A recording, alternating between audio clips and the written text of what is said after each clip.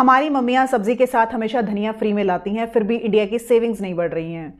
और यही सबसे बड़ा रीज़न है कि इंडिया का जीडीपी जो है वो मेजरली कंजम्पशन ड्रिवन है। मतलब कि हमारे जीडीपी का 55 to 56% सिर्फ कंजम्पशन से आता है, जो कि लॉन्ग टर्म में बिल्कुल भी सस्टेनेबल नहीं है। आज अगर हम बात करें तो 1000 रुपये की जो टी शर्ट है या 1000 रुपये की कोई भी चीज़ है वो भी ईएमआई पे खरीदी जा रही है। अगर जेंजीज की बात करें तो 1500 रुपये की जीन्स भी ईएमआई पे ली जा रही है। अब ये जो कंजम्पशन बढ़ रहा है इतना, यही रीज़न है कि सेविंग्स नहीं बढ़ रही हैं। इंडिया की जो सेविंग्स हैं वो जीडीपी का सिर्फ 30% हैं। वहीं अगर हम चाइना की बात करें तो ये 44% है। वैसे तो एशियन कंट्रीज़ में कल्चर है सेविंग्स का, जैसे कि हमने अभी धनिया की बात की, बट फिर भी इतना कम सेविंग परसेंटेज क्यों है? इसका रीज़न यही है कि कंजम्पशन बढ़ रहा है। अब ये कंजम्पशन बढ़ तो रहा है, पर ये जो कंजम्पशन है ये भी लोन लेकर के बढ़ रहा है। और यहीं अगर हम डेटा चेक करें तो पता लगता है कि जो कंज्यूमर लोन है वो इंडस्ट्रियल लोन से भी ज़्यादा बढ़ रहा है। मतलब कि इंडस्ट्रीज़ अपनी एक्सपेंशन और ग्रोथ के लिए लोन नहीं ले रही हैं।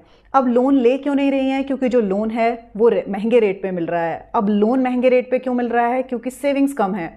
अगर आप सेविंग कम करेंगे तो बैंकों के पास पैसा कम होगा देने के लिए, तो वो महंगे इंटरेस्ट रेट पे लोन देंगे। अब इतने महंगे इंटरेस्ट रेट पे लोन कोई भी लेना नहीं चाहता है। अगर 3-4% पे लोन मिलता है तो हर कोई चाहेगा कि चलो कोई बिजनेस स्टार्ट कर लेते हैं। अब अगर कोई बिजनेस स्टार्ट नहीं करेगा तो एम्प्लॉयमेंट जनरेशन नहीं होगा। तो लॉन्ग टर्म इकोनॉमिक ग्रोथ के लिए ऑल इन ऑल सेविंग्स कम होना कोई अच्छी बात नहीं है।